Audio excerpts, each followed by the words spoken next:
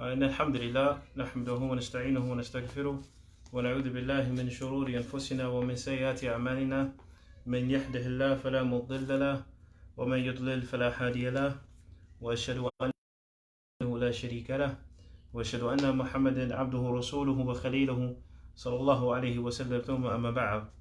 Alhamdulillah, first and foremost, after praising Allah subhanahu wa ta'ala, we thank every last one of you for taking your time out to continue the series from the life lessons that we learned from the story of Yusuf alayhi salam. As we previously mentioned, we broke the life of Yusuf into 4 different categories before he was born. Today, we're actually going to focus on Yusuf's childhood years, which is actually going to be an interesting topic because Allah subhanahu wa ta'ala, he says, لَقَدْ كَانَ فِي يُوسُفَ وَإِخْوَتِهِ آيَاتٌ لِلسَّائِلِينَ. Allah subhanahu wa ta'ala, he mentions, and that verily inside of Yusuf and his brothers are lessons, life lessons, and ayat, signs for those who ask. Now, the interesting thing about this particular ayah is that Allah subhanahu wa ta'ala not only attests to the fact that there are lessons to be learned from Yusuf, but also there are lessons to be learned from his brothers. All right, despite their jealousy for Yusuf, there are lessons to be learned from them as well. And hopefully today we're going to shed some light on that. Now, we did mention the only prerequisite for this particular course was that it is highly encouraged for every last one of you to read Surah to Yusuf. So the only thing you're actually going to need for this class is a Quran. And some notes, and we're actually going to refer you back to that. So you can look at the different ayahs that we refer you to.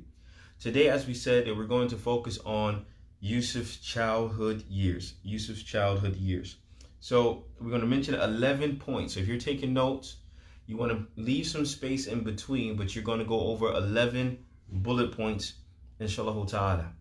All right, so again, not right now, just to give you some, just a quick review. We went over last time, and I'm leaving it on the screen for those who are following via Zoom. We spoke about the importance of striving to have a religious family, teaching our children according to our capabilities. We also spoke about having your family's best interests at heart. Jealousy can present itself before you even are aware of it. The importance of loving your children equally, and as well establishing love and respect among spouses. Today, inshallah ta'ala, we're going to be focused on Yusuf's childhood years, and hopefully we're going to shed or speak about 11 different points. But make sure that you leave space in between. The first thing we're going to actually focus on here is,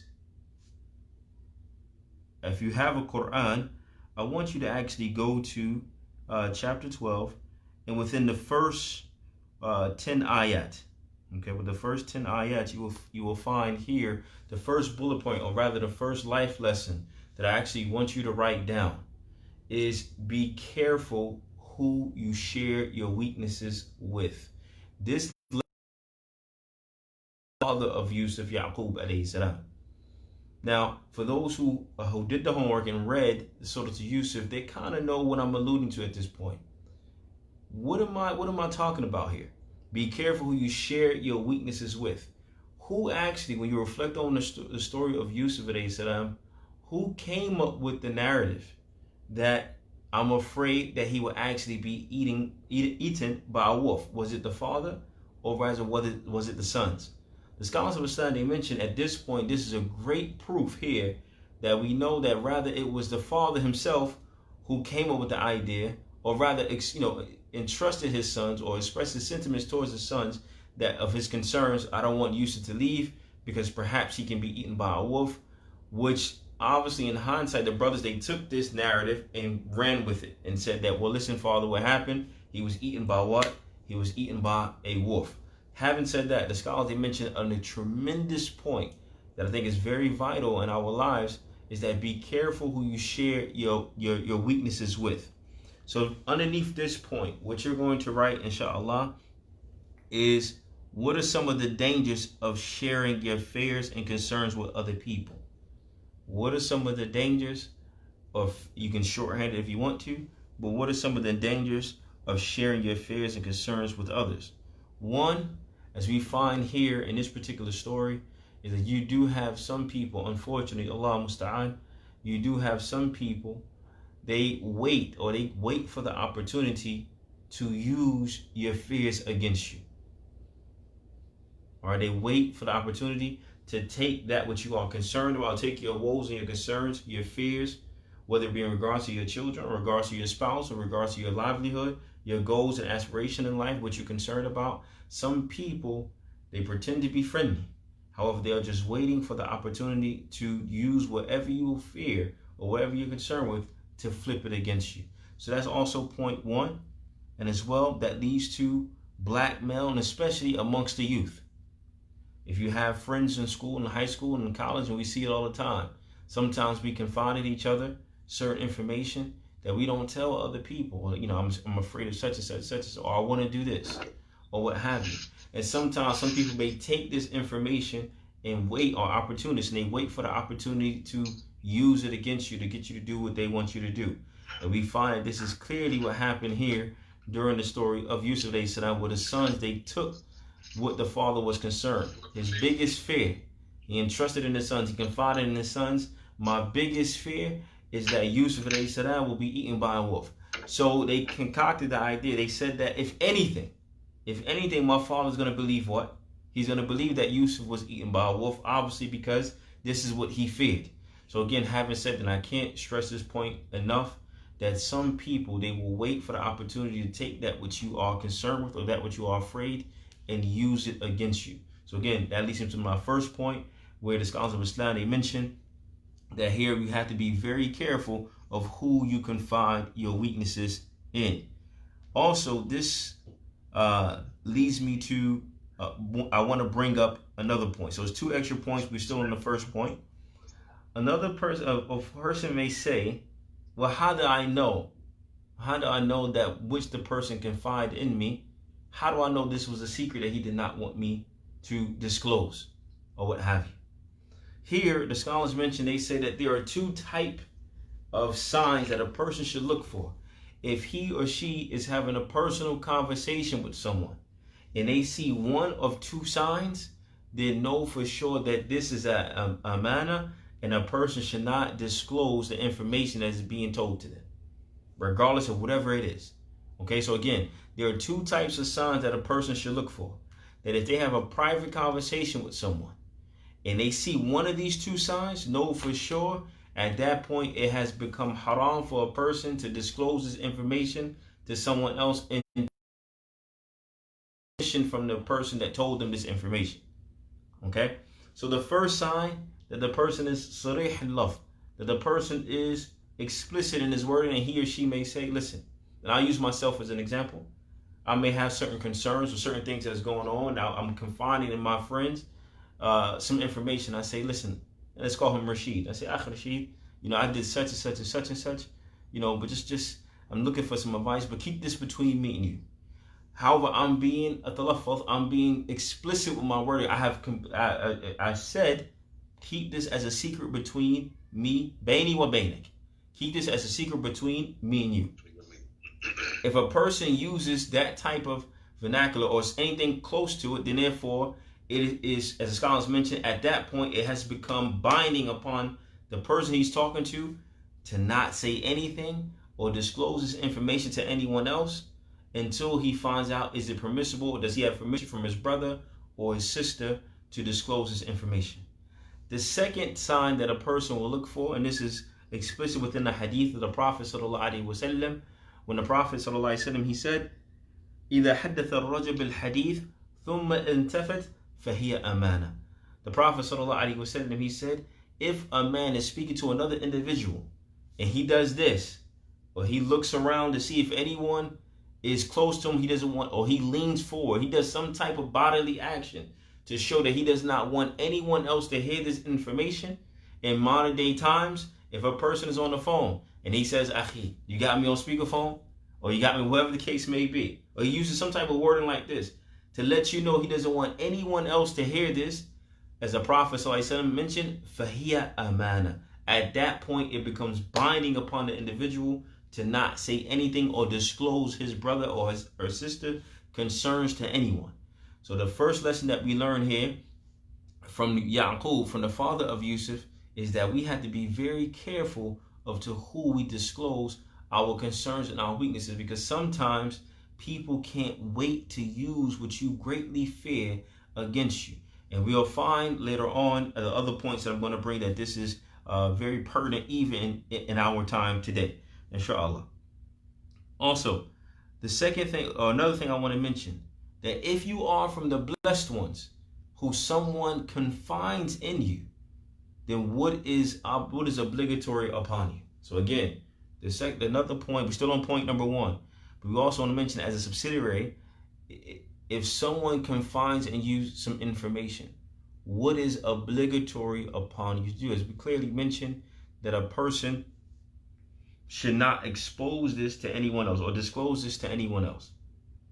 The second thing that a person should do, depending upon the information, he or she should advise the individual. So obviously, if a person discloses something that is haram to the person, then a person should advise them. But if the person discloses something that is halal to the individual, then obviously he can give them advice based upon the information that's given. Wallahu a'lam. We'll come back to that point. But the second thing, so now point number two, that you're going to write from the life lesson that we learned from Yusuf alayhi salam, is that sometimes, and if those who are following via Zoom, you should see it now, sometimes the closest of people will stab you in the back. SubhanAllah. And this is clearly seen from Yusuf alayhi salam, his brothers. This is clearly seen from Yusuf alayhi salam, brothers. Also, for those who have a Quran with them, I want them to go to Surah Al-Qasas. Surah Al-Qasas, verse number 19. I believe Surah Al-Qasas is verse number 28. Chapter 28, verse number 19. Chapter 28, verse number 19. The reason why I want you to actually go to that particular verse is because here Allah subhanahu wa ta'ala talks about another prophet. And this is pretty interesting. And this prophet that he's talking about is he's talking about the prophet Musa alayhi salam. And the reason why I'm bringing this up, because the scholars, they show you that with the point that they're bringing up here is that no matter the era, people are people. No matter what era you live in, whether it be the time of Musa, the time of Yusuf, the time of Muhammad, our time today, one thing, one common denominator that never changes is sometimes when it comes to jealousy, when it comes to hatred and envy, people are people. And that will not change. And that which they are willing to do to sabotage an individual will not change. So what am I talking about here in Surah Al-Qasas, verse number 19? Here, and for those who, I'm just going to mention it very quickly. We find in this particular story that Musa alayhi salam, he's growing up with his adopted family, which is Fir'aun and Asiyah. What happens here is that Musa alayhi salam, he had a particular habit. What he would do, he would go and intermingle with the people, the common folk in the village. On one occasion, for those who know the story, you have a man who sought Musa's help. And the interesting part is that Allah subhanahu wa ta'ala, he goes from using the word brother. In the beginning of this particular verse, or the beginning of these verses, Allah subhanahu wa ta'ala talks about how Musa alayhi salam came across someone from his faith. And Allah uses the word akhihi. He uses the word his brother. And what happens is, basically, this man lies to Musa and he gets him to commit murder on his behalf. That's not the point I want you to focus on. The point I want you to focus on is that the next day or a few days after, Musa alayhi salam comes back. And Allah subhanahu wa ta'ala mentions the man who yastasrihu, the man who called on him yesterday is also calling him today, screaming, Musa, Musa, Musa, come help me. But at this point, Musa alayhi salam, he realizes what's going on, and he says to the individual, Innaka laghawiyyun mubin. You are the true transgressor here. And Musa alayhi salam exposed who was quote unquote his brother. His blood brother, but a brother who shared his faith. So basically, as the young folks would say today, this man got in his feelings. So basically, he tried to expose Musa. And he said, that are you going to kill me like how you killed someone yesterday? The reason why I'm bringing these stories up is because even Allah subhanahu wa ta'ala, he went from using the word brother in the beginning of these verses to now referring to this man as an enemy. So having said that, it's the same situation with Yusuf alayhi salam and his brothers.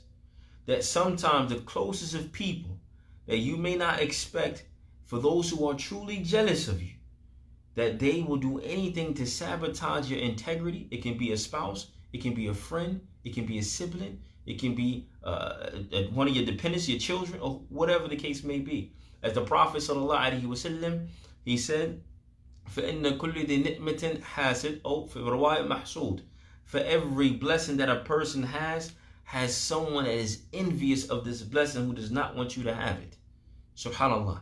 So having said that, at the end of the day, a person must be cognizant of those who are around him and those who have envy.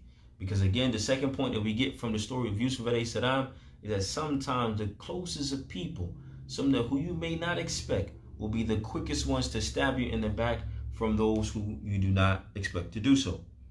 Another thing too, and I want to mention this advice from a scholar by the name of Imam As-Sa'di, who was a teacher of Shaykh Uthaymeen rahimahullah.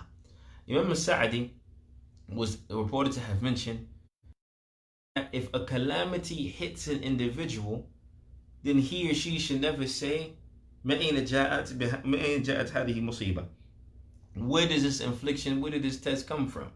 Rather, the person should reflect on certain signs that happened before, and he or she will know that this calamity came from such and such and such and such.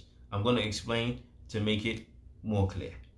He gave the example. He says also it's like reading a book or reading the introduction to a book. Generally, if a person reads the back of the book, he knows what the book is going to be about.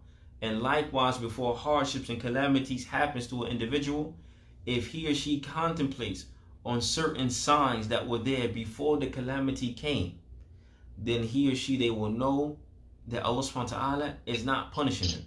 Rather, had they paid attention to the signs that came before, they wouldn't be in this problem that they're in right now.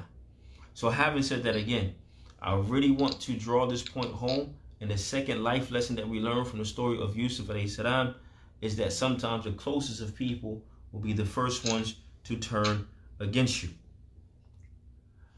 The third point, if you're writing this down, the third point that we're going to go over is that beware of professional liars.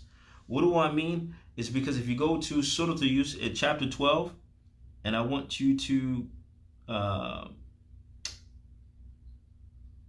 chapter 12, verse number 16 through 18. If you're writing that down, it's going to be chapter 12, verse 16 through 18. What we find here, Allah subhanahu wa ta'ala describes Yusuf alayhi salam's brothers. They come to their father. They even use the word Ya abati, oh my father. And they're crying, as we would say, crocodile tears. But what happens in today's time, as soon as, and as being a human being, alhamdulillah, if you see someone, they're expressing these particular feelings, especially if they have added, they're crying, they're going through all the motion, they're selling the story, then sometimes we are very quick to believe them. However, at the same time, we have to be aware not everybody who shows emotion is being sincere. And we find that clearly from this story. So beware of professional liars. As the Prophet ﷺ, he said in an authentic narration, كبرت خيانة أن تحدث أخاك حديثا وهو لك به مصدق وأنت له به كاذب. Subhanallah. The Prophet ﷺ, he said, the biggest form of treachery that you can do to your brother is that you tell him something and he believes you based upon who you are. Deep down, you're lying to him. This is the biggest form of treachery you can ever do to your brother or your sister in Islam. Notice it wasn't getting into an argument. It was fighting, cursing, this, that, and the third, which all are is emotion. We understand that. However, the biggest form of treachery that you can ever do to your brother, or the biggest form of treachery you ever do to your sister in Islam, is that you tell them something. You sell them a dream. And even it may sound far-fetched, but they go on a limb and they believe you because who you are. Well, Abdul Wahab is not going to lie to me.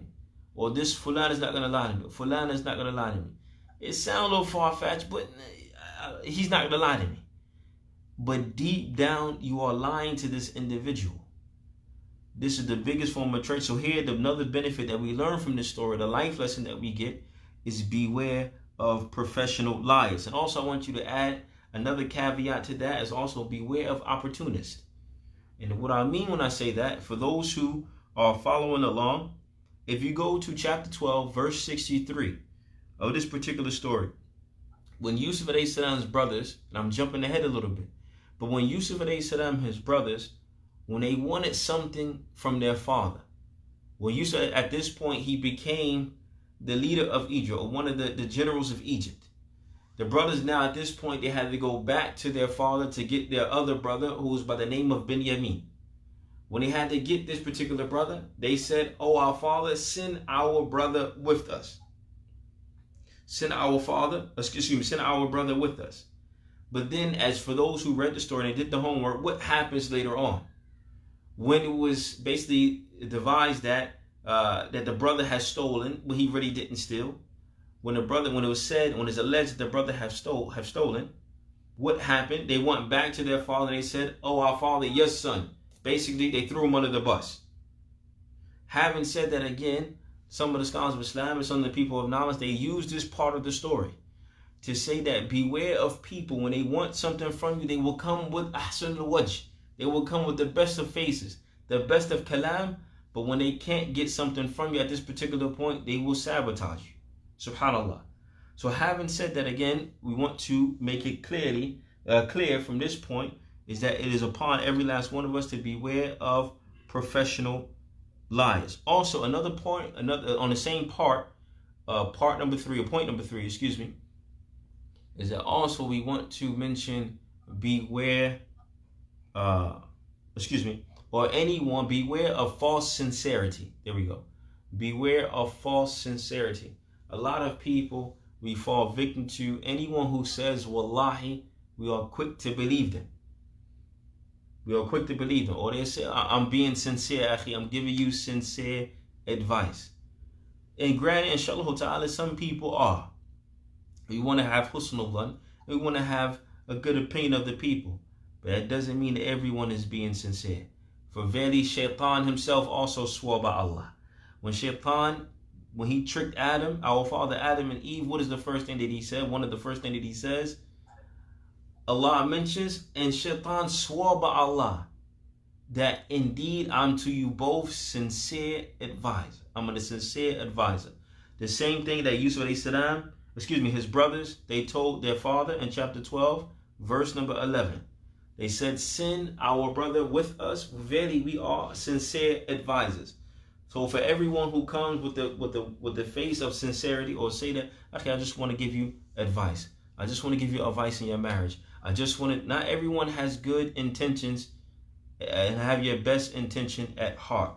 So again, the main life lesson that we want to get from here is that beware of professional liars. Later on in the class, inshallah ta'ala, we're actually going to mention some sifat, or some descriptions of how we can distinguish, is this person lying or is this person not lying.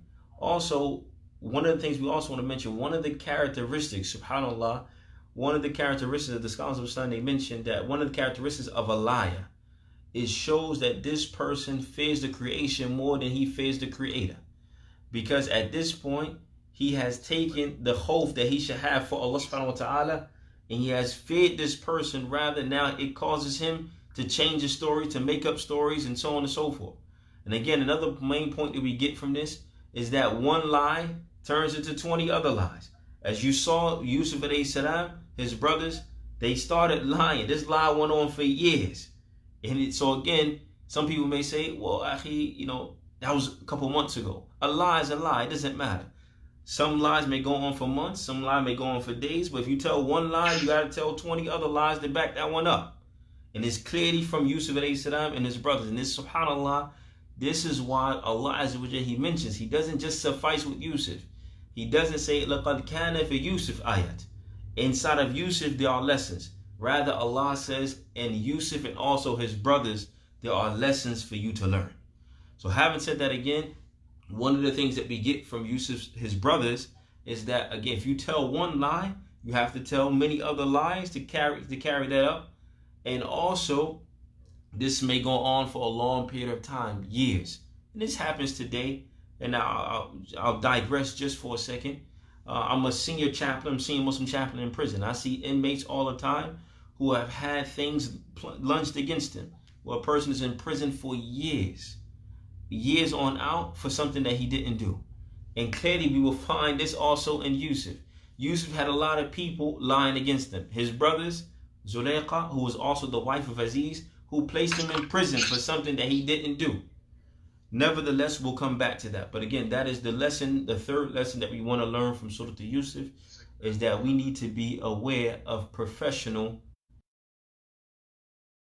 The next lesson that I want everyone to focus on, inshallah, especially the youth in this regard, is that the severity of peer pressure can cause the most righteous to be from amongst the wicked.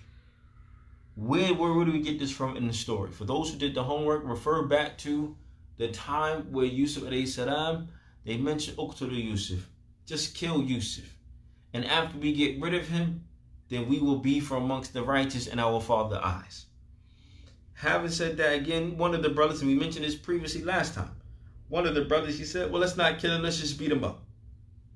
And some of the scholars have mentioned, perhaps Allah knows best, perhaps he didn't even want to do that, but he did not want to go against the remainder of his brothers. So he gave in to the peer pressure.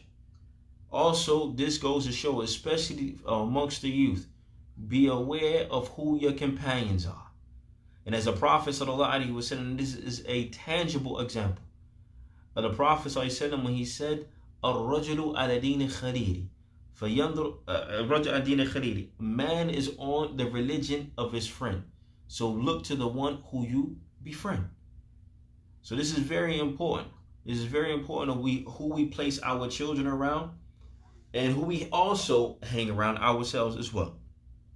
Now, another point that we're going to mention as well, we'll go back into peer pressure just a little bit later on. Also, another thing too, we mentioned this previously, is that jealousy impairs sound judgment. That a jealous person is not able to rationalize, and most of the time does not make sense of what he or she decides to do. As you find that when Shaitan disobeyed Allah subhanahu wa ta'ala, he disobeyed him on the strength that I'm better than him. You created me from fire, you created him from clay. Forgetting that it is Allah subhanahu wa ta'ala who's ordering you to do so. So therefore, jealousy impairs sound judgment. Also, dealing with Yusuf alayhi salam and his brothers. What is the first thing that they said? Well, we'll be viewed as righteous people, which doesn't make any sense. We will be looked at as righteous people in our Father's eyes as soon as we get rid of Yusuf. So again, jealousy impairs sound judgment. It impairs sound judgment. This is one of the benefits that we want to focus on as well. Another thing that we're going to mention, and we're just going to speed up for the sake of time because there's other points I want to go back to. But another point here, and if you're looking on Zoom, you should be able to see it, the importance of expressing your sentiments to others. And we can't express how important this actually is. If you love an individual, it's not only showing them, but to also express the power of words. And I'll mention a few different things to bring this point home. On one occasion, a man was sitting with the Prophet ﷺ, and another man walked by. And the Prophet ﷺ, the man told the Prophet, he said, "Ya Rasulullah, wallahi inni uhibbu." I swear by Allah, O Messenger of Allah, I love this individual. فقال النبي صلى الله عليه وسلم هل أخبرته? Did you tell this man that you love him? قال لا. He said no. He said, get up and tell him.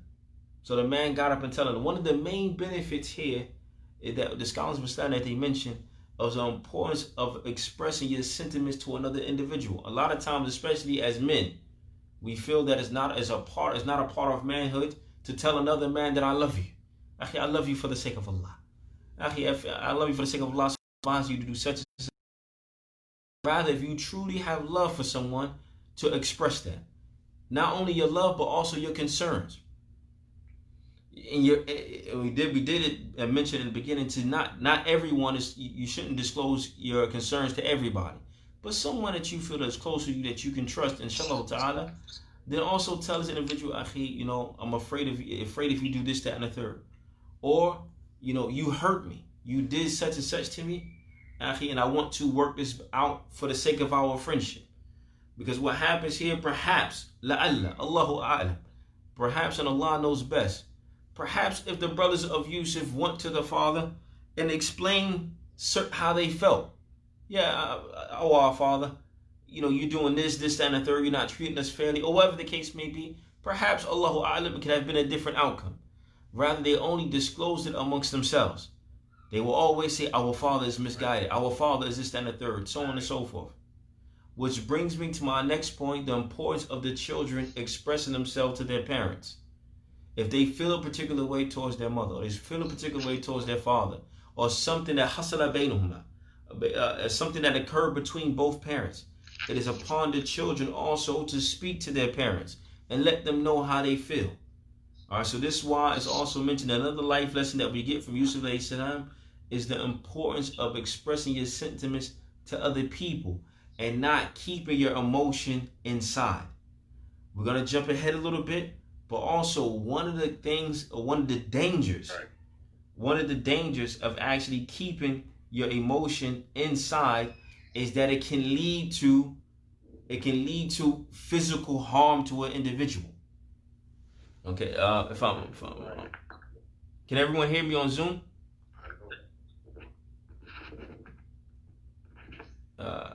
Can everyone hear me clearly? Now we can. Okay, now you can? Now, something's going on in the background though. Okay. What I said, if you can't hear me, please let me know. One of the things that I was mentioning, one of the dangers of keeping emotion built up inside is that it can cause physical distress to an individual. As you find that Yusuf alayhi salam, his father, he went blind due to his severe sadness and due to his emotion. So having said that, some of the scholars of Islam mention that one of the dangers of a person keeping up anger, keeping up emotion in the inside, that it can cause physical harm to the person. In our terms, and those who are involved in psychology work or those who are involved in counseling and in marriage, everyone understands what I'm talking about. That keeping up certain emotion built up inside, a certain reservations and sentiments that you need to express, that keeping this inside can cause bodily harm to you. As we all know, especially in today's time, that stress, they call it the silent killer, is one of the things that can kill an individual. So having said that, again, it behooves every last one, it's imperative to learn how to express your feelings. Learn how to talk about them. Even if you feel like another person may not, find someone who will listen to you. Because keeping these feelings inside, as we find with Yaqub, it caused him to go blind. So having said that, especially in our society where a lot of people, they suffer from high blood pressure, they suffer from all different underlying factors or diseases, keeping extra stress on top of them can cause a person to lose their mind. So having said that, again, I cannot stress this point enough, the importance of learning how to express yourself, how to speak about your problems. Find someone you can speak to. Find a counselor. If you can't speak to your parents, find a friend. If you can't find an imam, find someone. If you can't find a Muslim, find somebody that you can speak to, and do not keep these emotions all bottled up inside, because it can cause physical harm to you and it can kill you, literally. All right. So again, that's one of the life lessons that we learn from this particular. Another thing, can everyone still hear me clearly?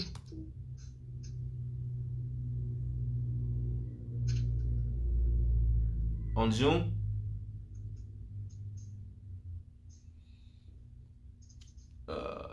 Hello?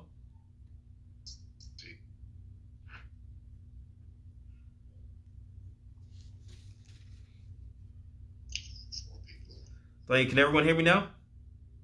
Yes. The next point that we're going to mention, inshallah, is that Allah Azza wa Jal is going to test you with 5 things. Allah subhanahu wa ta'ala is going to test you with 5 things. We find this in Surah Al-Baqarah, verse 155. Surah Al-Baqarah, verse 155. Allah clearly says that these are 5 things that He would test you with. Now, it can be 1 out of the 5, or it can be all 5 together. So again, it can be 1 out of the 5, or it can be all 5 together, or it can be a different combination of things. It can be the first 2, it can be the 3, or out of the 5. And what are these 5 things? Allah subhanahu wa ta'ala, He says بشيء من الخوف والجوع ونقص من الأموال وأنفس. Allah subhanahu wa ta'ala mentions that we will test you with with a portion of fear, things you are afraid of. Allah subhanahu wa ta'ala also mentions wujur, hunger, famine. Allah subhanahu wa ta'ala also mentions, and we will test you in ways of livelihood, your provision, restricting your wealth, giving you a lot of wealth. What are you going to do? Also, He's going to test you. Allah is going to test you with those who you love. And sometimes the scholars of Islam, they mention, this is a tremendous point. As the scholars mention, sometimes it's not just death that's being referred to here. Those who you love, it may be death, but it also may be sicknesses. It also may be relationships being strained. It may be a lot of different things. Between spouses, between children, between this, between that. Allah is going to test you with your life. Allah Azza wa Jalla also promised that that's 4 things so far. Allah Azza wa Jalla also mentioned that He was going to test you with thamarat, with crops, food, so on and so forth. Here, having said that, the scholars of Islam, they mention, Ibn Kathir actually, he said, هذه أمور خمسة لا بد أن تقع. The Prophet, Ibn Kathir, he said that these 5 things is guaranteed that you will be tested with one of these 5 or all 5. And when a person is tested, they either split into 2 categories. Either they're going to be from those who view the test as something that is unbearable, and a person becomes, just angry with Allah subhanahu wa ta'ala, he becomes irritable, and at that point he starts to be act irate or belligerent or whatever the case may be. But this person just loses his mind, for lack of better words. Or he falls into another category for those who strive to be patient and deal with the test that Allah has given them. But know for sure that Allah Azza wa Jalla is going to test you within these 5 things. It is a sunnah of Allah subhanahu wa ta'ala that will happen. And for those whom you love, as Jibril alayhi salam told the Prophet sallallahu alayhi wa sallam, حُبْ مَنْ شِئْتَ فَإِنَّكَ تُفَارِقُهُ. As Jibril alayhi salam told the Prophet sallallahu alayhi wa sallam, love whoever you wish. The reality is one day you're going to leave them or they're going to leave you. Subhanallah. So having said that, again, being that we know that these tests are coming, it behooves the individual to prepare themselves for this test, all right, and take all precautionary measures to make sure they are successful when this test comes, especially when it comes to the issue of livelihood. Subhanallah. I'll jump ahead just for a second. And I have to mention this point now because we're talking about livelihood and being prepared. One of the main points that we get from the story of Yusuf alayhi salam. Yusuf told, when we talk about the nature of life, Yusuf alayhi salam, he told the king at the time was known as Fir'aun, and every king of Egypt was known as Fir'aun. So what happens here, he tells him, when he interprets the dream, he says that you will have 7 years of abundance, and then you will have 7 years of hunger. So Yusuf tells him that if we take care of now, we will be able to be successful when the test comes. Having said that, we should learn in our time, dealing with COVID, dealing with all these other particular things. If we didn't prepare before it came, and if we did, then we are successful now. A lot of people are losing their jobs. Allah said He's going to test you with livelihood. A lot of people are losing their life. A lot of people are losing a lot of different things. The sunnah of Allah that He told you that He was going to test you with. Having said that, a person needs to learn from the mistakes that they made in the past. If they didn't prepare before COVID or before whatever or what have you, they need to start preparing now. And when times get good again, to save, to make sure they have enough money for in case something happens, they can live their life. And this is another lesson that we learned from Yusuf alayhi salam when he told Fir'aun, listen, or when they told him that, listen, we need to do this so we can be successful in this particular area as well. Wallahu a'lam. Another thing that we're going to talk about here is the severity of the test depends upon the faith of the person. The severity of the test depends upon the faith of the individual. The Prophet ﷺ, he said, Ashaddu nas bala'an al-anbiya. Those who have the hardest of tests are the prophets. Thumma amthal fa amthal. Those who have the hardest of tests are the prophets, and those who strive to be like them, and those who strive to be like them as well. Subhanallah. Having said that, what happens here is that if you are striving to be upright, know for sure that the test is going to come. And depending upon your iman, it depends upon how severe that test will be, possibly how long that test will last. But know for sure, no matter what the test is, know for sure, as I'm going to give you the advice that Hassan al-Basri used to give to the people, Allah will never give you permanent problems for a temporary world.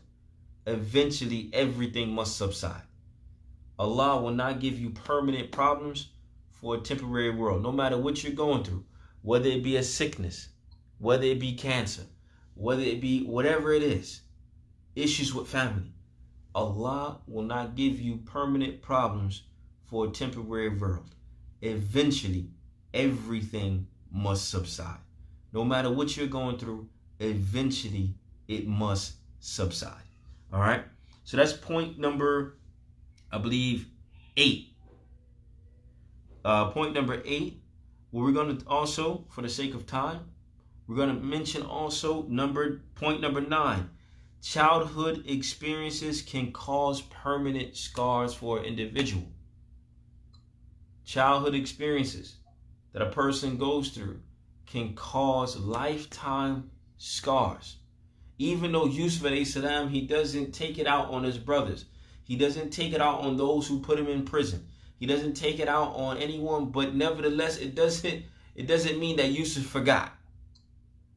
It doesn't mean Yusuf. Another point here that also the scholars, they mention that forgiveness is one thing and forgetting is something different. That is encouraged to forgive other people. If you've been wronged, then it's encouraged. You have that right, if you want to forgive the individual, to forgive them. But Allah never mentioned anything about forgetting what people did. I haven't said that because what happens is when a person forgets, they fall into the same mistake. Lessons repeat itself, history repeats itself until the lesson is learned, as we would say. And forgiveness is one thing, but forgetting is something that's totally different. So if someone has harmed you or someone has wronged you, inshallah ta'ala, find it in your heart to forgive the individual. But at the same time, Allah never mentioned anything about forgetting. So having said that, again, what happens if we treat our children a certain way, if they see us a certain way in the household, or certain experiences that they had, that this may cause them to react and respond in a particular manner growing up. And also they may carry that off until their adulthood. There are a lot of adults who don't trust other people based upon what happened to them as children. All right. So having said that, again, childhood experiences can cause permanent scars to an individual where he or she may never forget. And know for sure that we are not on the levels of prophets. So therefore, people are going to respond differently when it comes to certain situations. Not everyone is going to forgive. Not everyone is going to forget. Not everyone is going to respond in a righteous way. But again, for us who are parents, we need to be, and myself being a parent as well, I need to be cognizant of the fact of how I treat my children, what they see me doing, what I allow them to see, what I allow them to be exposed to, especially in today's time with the media, with TV, with music, with all these other particular things, that these things also can burn a permanent image in our minds and also in our children, and these cause permanent scars. Okay, so that's another thing that we want to mention as well, that we want to be aware of. The last 2 points is that nevertheless, belief in the decree of Allah subhanahu wa ta'ala. And a lot of time, this is one of the hardest things for people to accept, the decree of Allah. As we said before, the decree of Allah splits into 2 categories.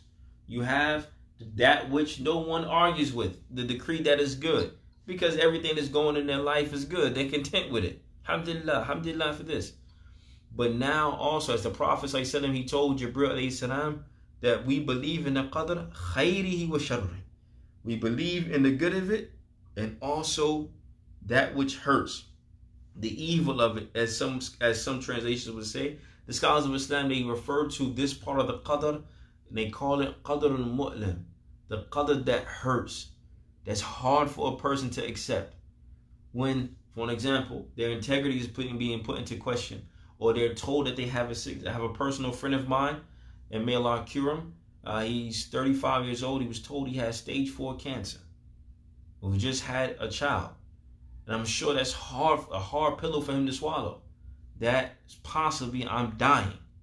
However, at the end of the day, I have to believe that Allah subhanahu wa ta'ala, no matter what he decrees, as the Prophet ﷺ mentioned, Ajab ila amri mu'min. Amazed is the affair of the believer. Somehow, some way, no matter what happens to him or her, is good for them. If they are tested with some type of hardship and they're patient upon it, فَهُوَ خَيْرٌ لَهُ, then it's better for him. And if he's also given some type of good, or she's given some type of good, and they give thanks to Allah, then it's good for them.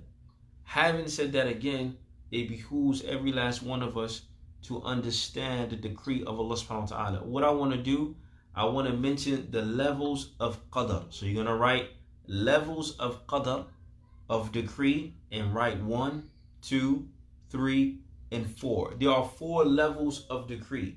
No matter what happens to you in life, it had to pass these 4 levels before it occurred. And what happens here, if we have a better understanding of the decree of Allah, then it will hopefully, inshallah, it will aid us in being able to accept what happens to us. And sometimes it's by the cause of our own hands. We also have to accept that too. That yes, Allah, we sometimes can put ourselves in a situation that we can't handle. But also we have to attest to that fact. But anyway, what are the 4 levels of qadr?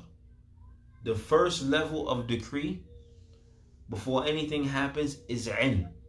That Allah Azza wa Jal knew it. And I'm going to give some examples to show you that if a person has a better understanding of qadr, it will enable them to accept what they are going through. The number one is knowledge. That Allah knows everything. Allah, before the problem of a person being sick or being told or whatever it is that they're going through. All right, know for sure that Allah knew it. Before the creation of the heavens and the earth, before anything, Allah Azza wa Jalla knew it. As we believe in the hadith of one of the first things that he created was what? The pen. فَقَالَ لَهُ أُكْتُبْ. And he told it to write. فَقَالَ مَا أَكْتُبْ. He said, what should I write? It said, write Allah subhanahu wa ta'ala mentioned, write everything that will happen from this point until the day of judgment. Everything has already been decreed. Everything has been decreed. Where we going? And so on and so forth. What I'm saying right now is everything has already been written. However, the first point or the first level of decree before anything happens is that Allah Azza wa Jalla knew it. Ilm. And the knowledge of Allah is not like any other knowledge. Allah knows what could have happened, if it didn't happen, if it were to happen, what would have happened, so on and so forth. What will happen in the future, and so on and so forth. But again, number 1 is knowledge. Number 2 is kitaba. Allah wrote it down, meaning in Lawhu Mahfuz. Everything has already been written. Everything has already been written. The good, the bad, when you are going to die, everything has already been written. Subhanallah. And we're actually going to digress here. I just want to mention a side point as the scholars. Can everyone still hear me via Zoom? No. Yes. Now, the scholars of Islam mention what is the wisdom in Allah having angels, because we believe in Islam that angels accompany us and they write down everything that we do, the good and the bad. If Allah Azza wa Jalla already wrote everything down, why is he also having angels or giving the responsibility to angels to write down everything that we do as well? And subhanAllah, the scholars, they mention, because this shows you, one, that Allah knows everything already. But also refer back to the ayah in the Quran where Allah says, Iqra kitabik. Kafa bi nafsika al-yawm alayka hasiba. Read your book, not my book, read your book of deeds. Sufficient is for you to be your own judge today. You know what you did. So having said that, again, all this does is lines up with Allah what he already knew. I always give this example because a lot of people, they like to use the qadr of Allah to play around. They like to say, well, I'm committed. If Allah decreed it, yeah, I'm committing this sin. Allah already knows, so on and so forth. I have no choice in the matter. No. And I want to give this example, and we don't compare ourselves to Allah with Allah mathalan a'la, and Allah has the best examples. But just so we can have clarity on the issue. For an example, and I'll use myself an example. My son, Zakaria. I know him very well. If I was to give my son $20,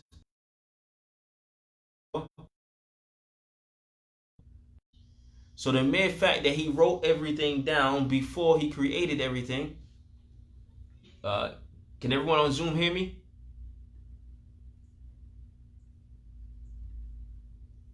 Hello? On Zoom? Can everyone hear me on Zoom? SubhanAllah. 1 second, inshallah. We're going to try to get the people back.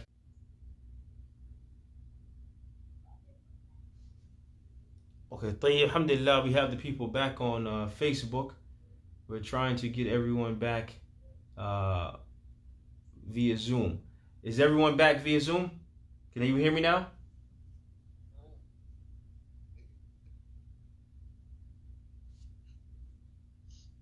Can you hear me, Sheikh?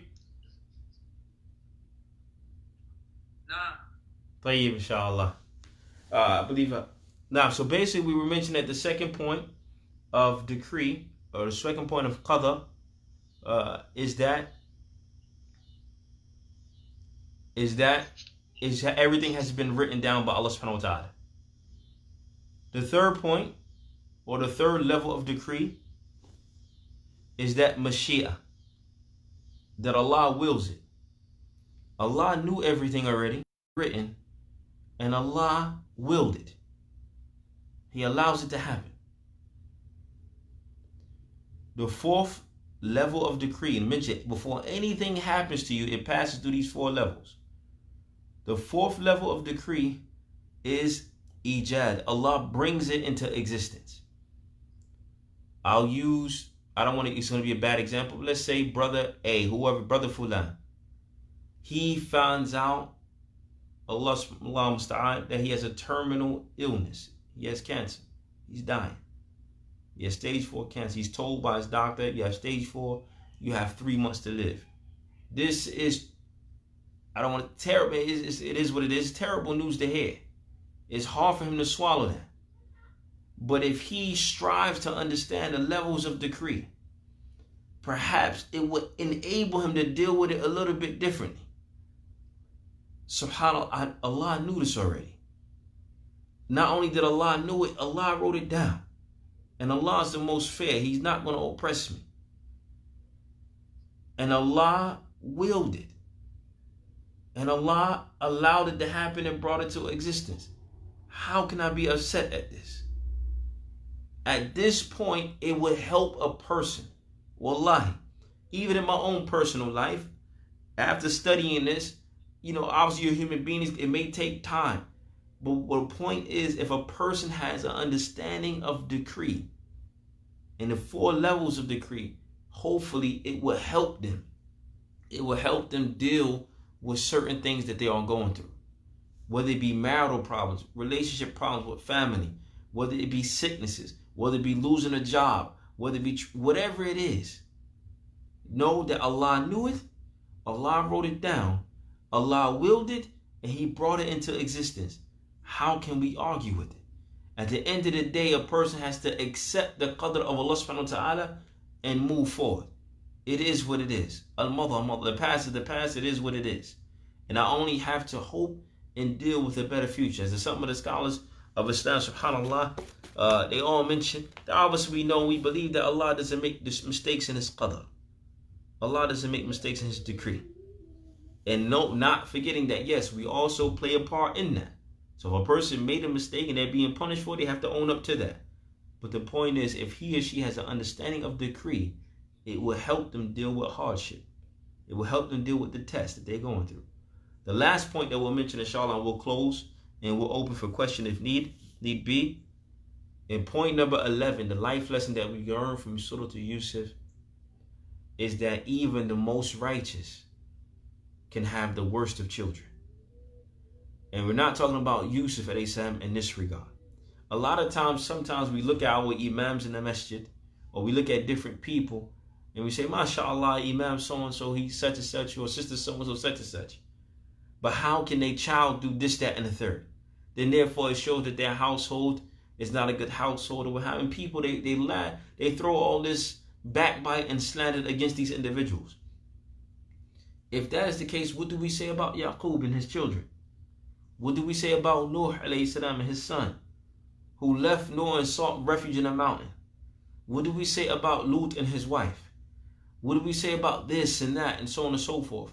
Even the most righteous of people will be tested with those whom they love. It may be from their children. In today's time, you might have an imam.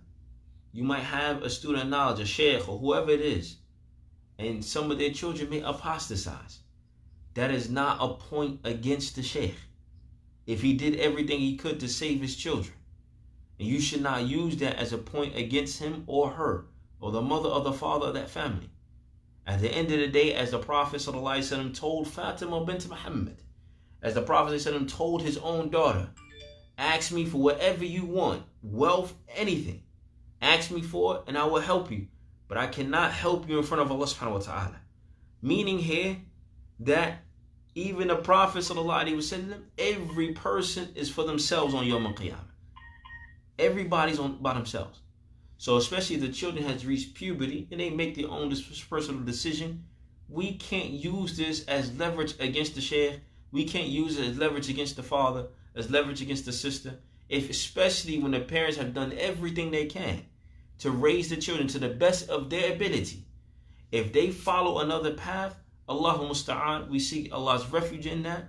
But again, we can't use that point against the parents. And unfortunately, a lot of people do that today, and they should fear Allah subhanahu wa ta'ala. Because what do we say about Yaqub? The man was a prophet. But yet, a group of his children, they wanted to kill their own brother. They carried on a lie for years, and so on and so forth. They lied to their father, wa huwa nabi, and he's a prophet of Allah. They lied to their brother, wa huwa nabi, and he's a prophet. Yusuf alayhi salam. So again, having said that, again, some of the most righteous of people, and it's also a point, as we used to say, and before I accepted Islam, there used to be a saying, and I used to be a Christian, they used to say that the priest's children are the worst. All right. Having said that, again, what happens here is that sometimes the most righteous will be tested by way of their family, whether it be children, whether it be their spouses, if it's a sister, her husband, if it's a male, his wife, obviously. But we need to be aware that we shouldn't use what occurs in the family, especially amongst the children, that we should use that as leverage against the person. How can the person be righteous? His child, his son apostatized. His son is in prison, or his daughter is this, that, and the third, so on and so forth. I have done everything I can to raise my children. What they have done after that, may Allah aid them and guide them. I'm always going to be there for them as a parent, but at the end of the point, you cannot use that as a point against me as a parent. And this is another point that we need to learn from the story of Yusuf alayhi salam. Wallahu a'lam. We'll end with that, inshallah. I do apologize for the internet connection. Hopefully next week we'll have that fixed for you all, inshallah. What we'll do is we'll open up for any questions right now, and if there's no questions, we'll end, inshallah.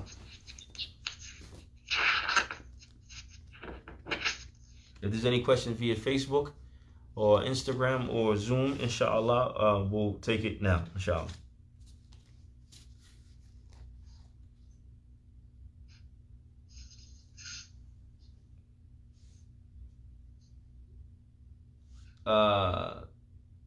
Abdul Qabi, like you're talking now, you gotta unmute your mic.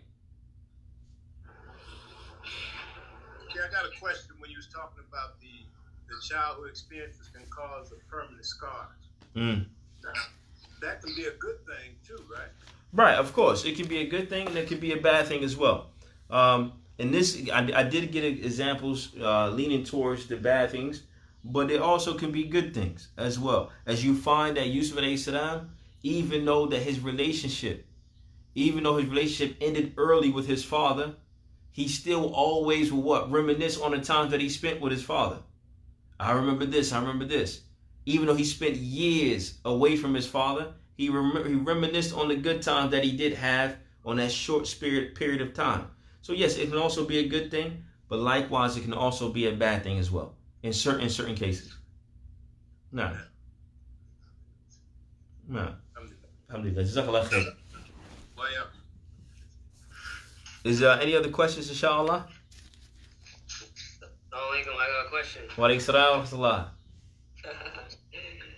Alright, Allah will test you 5 things in Surah Baqarah. What verse was that? 155. 155. And also, the 5 points, what were they again? Which? The last one. The last 5 points? Yeah. The 5th point. The things you're afraid of, fear, wealth, those you love, death, relationship, hunger, and there was one more. Oh, okay. The 5th one was in regards to, in this case, Allah mentions thamarat, basically provisions, food, crops. And it was more of a fitna back then than being today. But solid, the tafsir you were regards to, for example, their crops, people's provision, it wouldn't grow. Allah would test them, destroy the land, and so on and so forth. Yeah. Afwan akhi. Is there any other questions?